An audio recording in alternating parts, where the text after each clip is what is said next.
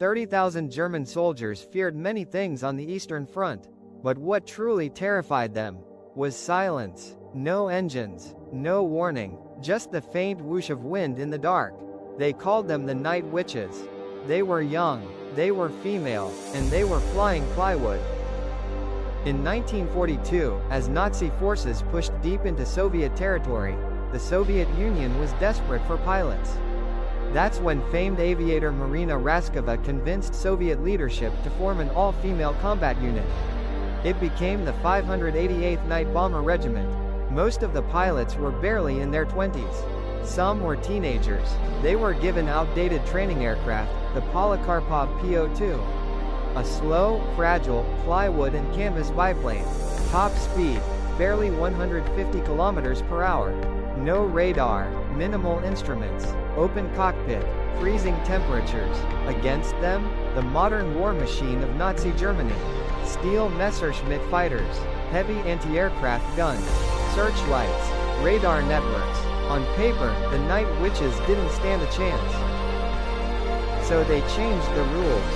They flew only at night, in darkness so thick it swallowed entire airfields. Approaching German positions, they would cut their engines completely. The wooden planes would glide silently over enemy camps. No roar, no warning, just wind rushing across canvas wings. German soldiers compared the sound to a witch's broomstick in the night. Then, bombs would fall, explosions, chaos, searchlights scrambling, anti-aircraft fire blasting wildly into the dark. But the planes were too slow for radar to track properly, too small for fighters to easily intercept, and too quiet to predict. They flew multiple missions per night, sometimes 10, even 15 sorties, returning to base only long enough to refuel and reload by hand. No parachutes, too heavy. If they were hit, they burned. The Germans were so unnerved that they placed a bounty on them.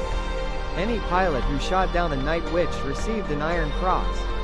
Because these obsolete, wooden planes were humiliating elite units night after night. Primitive wood and fabric were outmaneuvering advanced steel. By war's end, the regiment flew over 23,000 missions, dropped more than 3,000 tons of bombs, and produced 23 heroes of the Soviet Union.